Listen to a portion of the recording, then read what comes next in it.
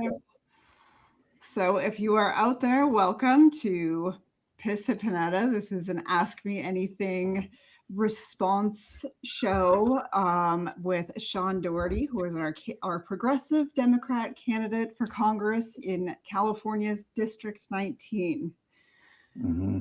So we just have a couple of questions today. We'll probably go through those, but it would be great to hear from you, Sean, about how the campaign's going. I have my bias and what you're looking forward to. Yeah, I'm excited. This is my second time running, and the difference between when I ran 2 years ago and now is night and day.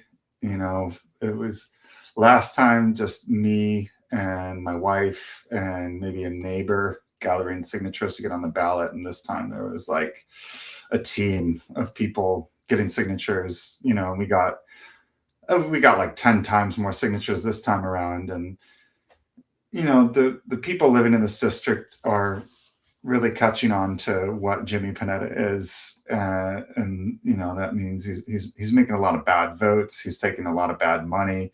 He's not representing us, what we need. The people here, we need housing, and we need affordable food, and we need to be able to go to school, right? And in the meantime, Jimmy's like sending our money overseas for wars.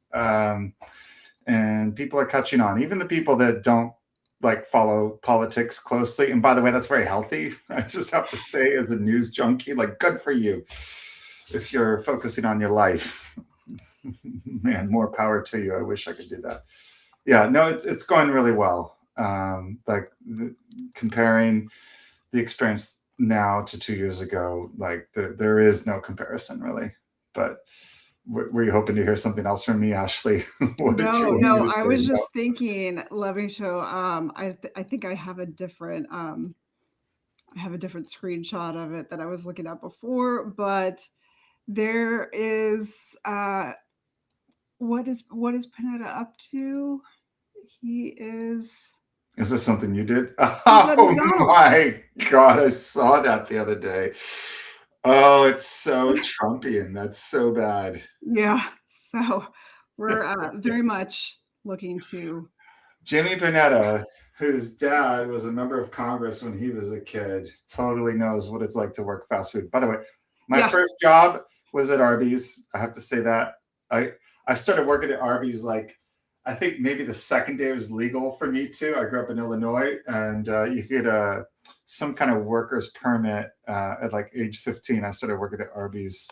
That is exactly what I want. That's what I started posting in like in the comments, because I was like, do you notice that nobody that he was around, like I don't know if we have that other photo of it, but everyone's an adult.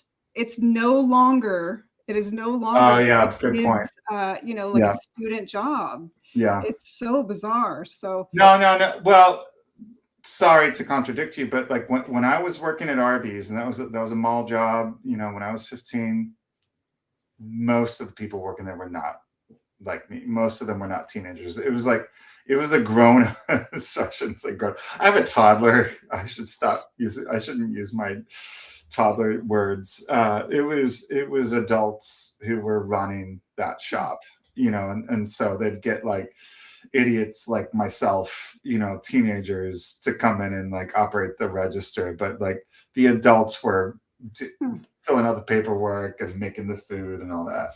Interesting. Yeah. And at and that was like in the 90s. That was like 95, when I started working at ours, we have like a small Dairy Queen on the island I grew up in, and it was like, you just know when you're in high school, that's where you're going to work.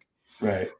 So anyway, let's get started. I'll put in a couple we only have a couple questions, like I said, so let's just there's some good ones. Just like full transparency, y'all. I saw these questions this morning, so I had a little bit of time. 2 out of 3 of them. Yeah. What could you do as a Congress member to stem the use of AI that this administration depends on to prosecute the many wars it has started? Right. Well, the Congress certainly has the power to limit the way that AI is used by the executive branch. And that's like dead simple. So we could just say that AI couldn't be used. And it's going to be a little more complicated than that. I was just having a really interesting conversation about a week ago at a campaign event with someone who was a researcher with the Navy until he got fired. Sounded like we didn't get into it, but I think it was because of Trump becoming president. But he was talking about how the military is pushing for the use of these exotic techniques related to AI to control these systems. But and he and I quickly came to an agreement that what we really need for these control systems for anything to do with weapons is like mathematically verifiable systems. And we have techniques in software where you can formally verify something. You can say with absolute certainty, this system cannot do X bad thing or cannot do Y bad thing. And he and I also agreed wholeheartedly that all these advanced AI techniques based largely on neural networks, we don't know how they work. We means any humans, like none of us understand how these neural networks work. None of us can look at a neural network and predict what it will do. Can you go back and just like explain a little bit, like I'm 5, what's a neural network? A what neural are we talking about here? Well, it's a neural network is something that's based on how our brains work. It's like this really simplified version of it where we figured out like the basic computational principles of a neural network. It's like you can just imagine like all these dots, like if you just like draw a dot, lots of dots on a piece of paper, and then you draw lots of lines between the dots, and then like every line between a given dot has like a different width and maybe even a different color. And when some inputs come to dots, so that'll be like your eyes, just imagine like your eyes are dots, and there's a bunch of lines coming out from those dots that are your eyes, then they send energy into all these other dots, and like depending on the widths of the lines and the colors, like that changes how those other dots are lit up. And then ultimately there's some other dots on the page that like say control fingers or something. Okay. So it's like this. Well, don't go too deep into it. Don't go too deep into it. Sorry. Okay. But the like point is like, sorry, I was trying. Okay. But so it's like our brain, or energy flows through this stuff, and it's flowing through this network of connections. And with AI, what you do is you train these lines, like you configure the width of these lines and the colors of the lines, and that's what gives you ChatGPT.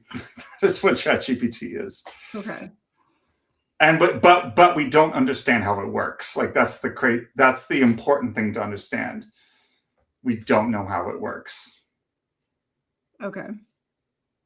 Really. Okay. So we should not put it in charge of missiles. Like that's the important takeaway. Like we should not put it in charge of missiles. So I don't know. Did you answer the question? What could you do as a Congress member? No. Well, yes. I mean, we can regulate.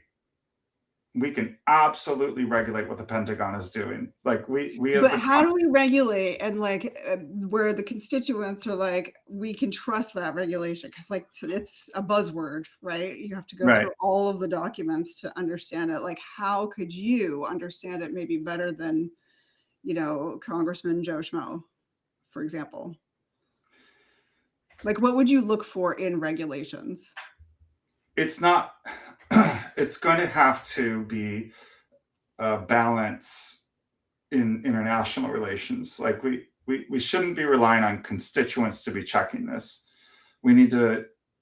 We're going to have to come up with international arms treaties, particularly with China and Russia, and so their experts are going to check our experts. So we're going to put our experts against their experts. We're going to come up with a regime for inspection, verification. This is what we did with nuclear arms during the Cold War. This is such a complicated thing. As I said, like even experts don't understand how it works. So we're going to have our experts from these various countries come together and agree upon some kind of arrangement where like we'll do our best to prevent AI from having control over bullets and missiles. So just like as an example of something that I think we could do for verification purposes is like you could have an autonomous drone and you can like look at it and figure out like approximately how much processing power it has, how much memory it has, and you could say, okay, well, this cannot have like a ridiculous amount of AI because there would be some objective measurements that we could use to verify that systems aren't violating some parameters that we all agree upon. And so that's what I think it's going to come down to is like you're bringing an important point. Like how can the public who lacks the expertise, how can they regulate this? And that's why I'm saying like actually the counterbalance has to be other experts who are adversarial. So it's going to have to come down to international treaties. Okay. And then did you want to talk a little bit about like you were talking about Ash and I talked before the show, today, earlier. Yeah. It was really interesting, like some experiment that you did with AI. Yeah, I'm happy to talk about that. I do want to talk about some of my experience with AI research in order to explain why it is that I am completely uncomfortable with AI having control over our weapon systems. There were two experiments I did when I was working or collaborating with the informatics department of Indiana University, which I did for several years. And we were using genetic algorithms to design neural networks, super cool, fun stuff. And I was experimenting with like, could we make AIs that were altruistic, that helped each other? And I was trying to explore like, was there any relationship between their tendency to help other AIs or attack them? Because they could help or harm each other. Like, was it related to how similar they were to one another? And it was just like experiment after experiment after experiment. I found like that they came to help what I called their kin. Like the more similar they were to each other, the more likely they were to help each other, and the more dissimilar they were, the more likely they were to harm each other. And like I never published anything because I kept trying to simplify the experiment such that they wouldn't figure this out. Like I wanted to find a condition under which they didn't figure out who they were related to. And they kept figuring it out. And I was like, nobody's going to believe me. So anyway. What prompted you to start that experiment?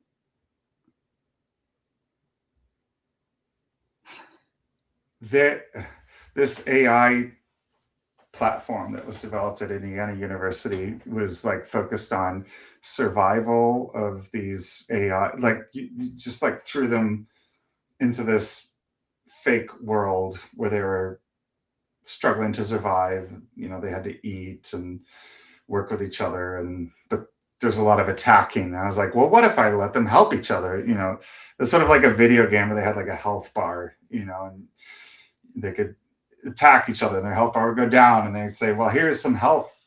I gave them the ability to give each other health to make the health bar go back up. And so I wanted to see, like, would they, if you gave an AI the ability to help others, would they help each other? And they did help each other. But as I said, like they were more inclined to help their family, not distantly related. And I think like the point is that like AI can do this, that like I'm not claiming that like every AI will do this. The important thing is that AI can do this. Like I've seen it. And so we like it sounds like you're trying to make them into socialists. or they turned into socialists and they started helping each other with their health and build a community that was because another they're being experiment. attacked. I don't know. That just doesn't seem familiar at all. Not at all. No, I can talk about that, but the point is, and this is really important for people to understand that, like, I have personally observed AIs coming up with this. Like, I didn't give this property to them. I, as the programmer, did not give this property to them. The AIs like emerged with this property. They came up with this property where they helped what they considered family and attacked and killed what was not. So the fact that that can just come out without any intentional design by the humans, to me, says like we cannot possibly put AI in charge of our weapon systems, right? And so that was one thing, is like I have personally observed that emerge unintentionally in AI systems. And the second thing that I want to talk about with respect to AI in the military is there was another experiment I did, and it was related. It was when I was giving the AIs this ability to help each other. I made a mistake. I screwed up in the code, and I accidentally made it such that if the AI gave energy to another AI, the giver AI kept some of the energy. And so they scammed the system. They're like, okay, so it's sort of like if I gave you $10, but then somehow I magically kept $1. Okay, then you have $10 now, and I have $1, and then you can give me $10, and then you kept $1 of that, so you have $1, and then I give you $10. Now I have $2. It's like we're creating free money. Is the point? Yeah, that's what it sounds like. Yeah, so we're the system we're living under. Maybe it learned from us. But then these AI. So I didn't intend for that to be the behavior. I intended it for it to be like, I give you $10 and now I have $0 left over, and you have 10. And then if you give me 10, now you have 0 and I have 10. But I accidentally made it so that, yeah, as I said, like you would have 10, and then I would have 11, and then you would have 12, then I would have 13, and then 4. And so they figured this out. Wow. They figured like, am I wrong? Does that not sound like the fiat like world we're living in, like that currency kind of situation where they're just like, yeah, the bank lends out to 10 different people $8, even though you only put $8 in. Like, I'm not a finance person. I'm just saying it sounds very familiar. But maybe they learn from us. The point is, like, I put a bug in the code. Yeah. And then they exploited it. And then instead of doing what they were supposed to do, they all figured out that they could just sit around in circles and give each other free money or energy. It wasn't money, but it was analogous to money. So like the point is, like, AI can do things you don't expect it to or intend it to because you mess up as the human designing it. So I just like those two things. I just wanted to, share those two experiments that I have personal experience with. And like, these AIs should not be put in charge of weapons. That's the point. Right. And the Congress does have the authority to regulate the use of AI in the Pentagon, in the military. Absolutely, we can do that. We can write laws that do that. But as we were saying at the very beginning, that is in order to be effective, it's going to have to be in collaboration with these other countries. Okay. How will you use your position to support scientific research, which has been hobbled by the NSF, not disturbing basically any grant funds this year? I literally this is just a copy and pasted from what was sent. So yeah. So how would you support scientific research? Well, again, this was shared with me a couple hours before the stream, so I had a little bit of a chance to think about this. And I guess the problem with the Trump administration is it doesn't really matter what laws we write. Like, they're basically working around the laws. So I don't think there's much that I can do as a legislator to really effectively constrain the Trump administration when it comes to scientific research funding. I think the problem is that Trump got into office in the first place, and He never should have become president. He became president because people were really angry at a failing government. And it makes me think of like 2016. It was like mid 2016 before Trump got elected the first time. And I was just like at a local restaurant near my house. And I was just like talking to the guy next to me. And he was a Trump voter. He's like, I want them to blow up the system. Like, I'm going to vote for Trump just because I want someone to throw a hand grenade.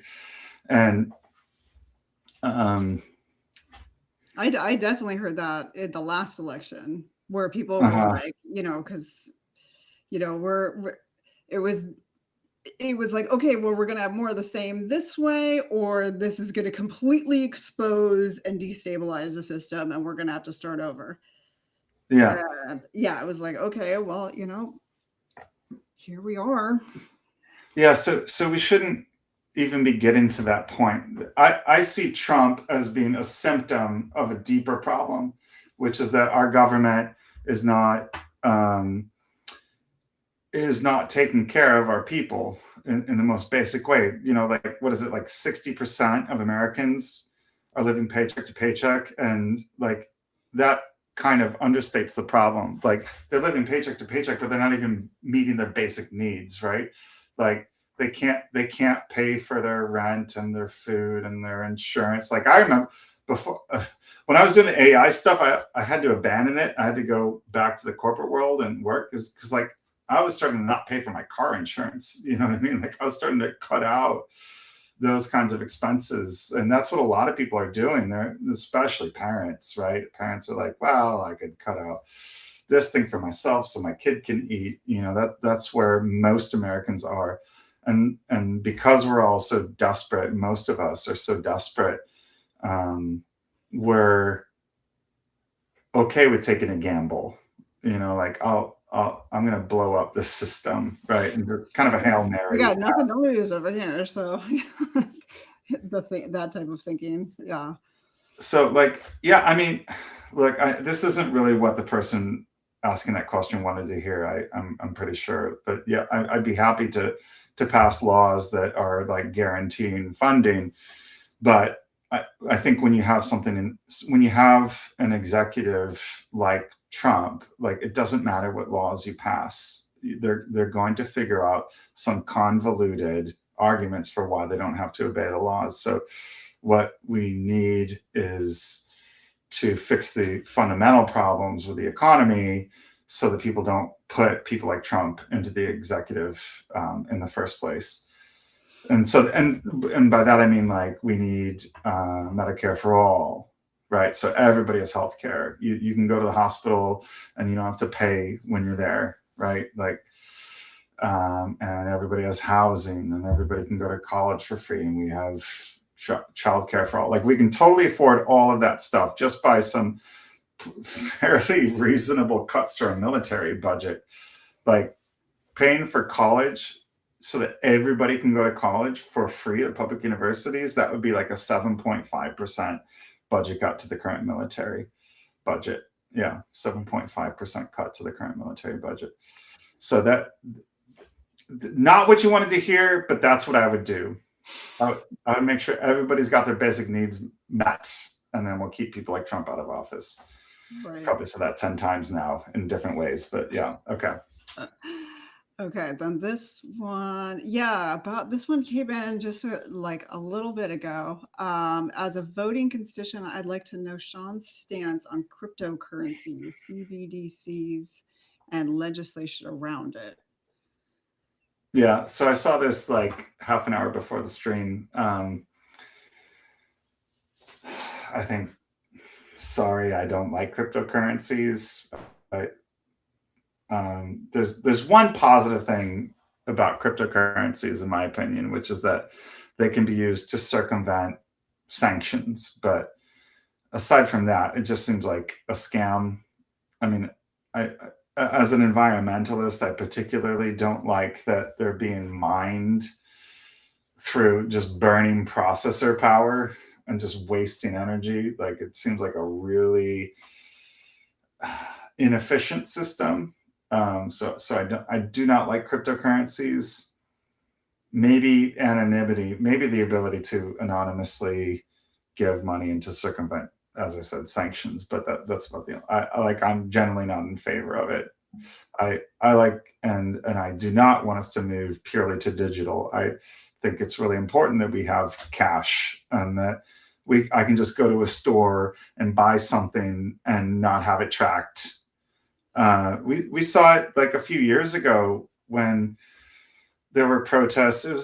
I don't want to get into I don't want to bring in too much of COVID, but when in Canada there were a lot of protests around the vaccines.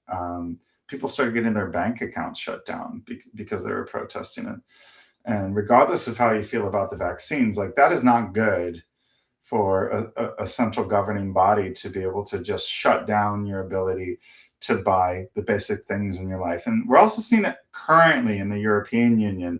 Increasingly, the EU is imposing sanctions on dissidents, political dissidents who are speaking out against the Ukraine war policy.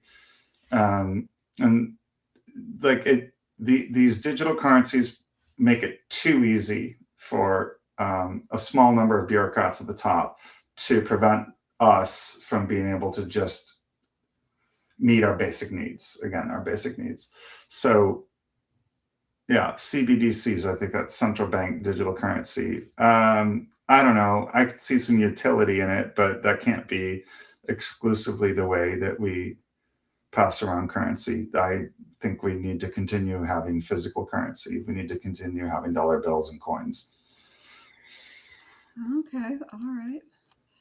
So is there anything else? Well, one thing I do want to just shout out really quick is you have a few new endorsements that came through. So that was really exciting and that was very quick. So it definitely shows us that the community, us regular people, and the people that are fighting up against this said regime are urgently looking to help and like support someone. So the what was that? The California Democratic Council was the most recent. Then we also had the Assyrian Democrats of the Bay Area. Oh my goodness, I just put it up. And then there was one other one, but it is very good to see the momentum here. Tomorrow, I believe you'll be in Monterey. Yes, that's right. Yeah, Seaside. Okay, Seaside tomorrow, and then on Saturday, San Jose. So spreading your wings throughout the district. So we have events. We have some of the events on our website at seanforcongress.org. So hopefully we will be meeting more and more new people out there. Each event has been great, like the house parties. Yeah. All of these events have had packed people. It's not just an echo chamber. There's curiosity. True. There's good questions. There's a sense of urgency. And I guess that is one thing I will say is that some of these questions that you get, whether it's live or it's even here where you have a few minutes beforehand to even consider it, like there's so many topics and so much going on and it's incredibly fast. So, yeah, I think it's great to have someone who is just grounded in actual values and can hold the line for being our anti-war candidate and trying to bring humanity and peace and just resources, all of that. Freaking food and medicine and housing. It's just so ridiculous that we don't all have that. Yeah. Sorry. I got my teeth cleaned the other day. It was $400. Yay, America. So anyway, on that note, I think half an hour is fine. So a couple little questions. We didn't promote it a lot this time. Maybe we'll try and get it out there more next time, depending on the week and how busy we are. But yeah, it is good to hear from ballots are out, baby. Yes. It's time. Ballots are out. We've got people knocking doors, making phone calls. Yeah. We can totally do this. We can survive June, right? Yeah. We just have to get first or second place. We can totally do that. Yeah. Yeah. And then I do think it will be very exciting to have two very different Democrats on. Yeah, we're not the same on the party. ballot. We got the same letter next to our name on the ballot, but we're not the same Yeah. party. Definitely represent different interests. Yeah. Say that for 1000%. Yeah. All right. I'm going to end the stream and hope everyone is doing well out there. All right. Bye-bye.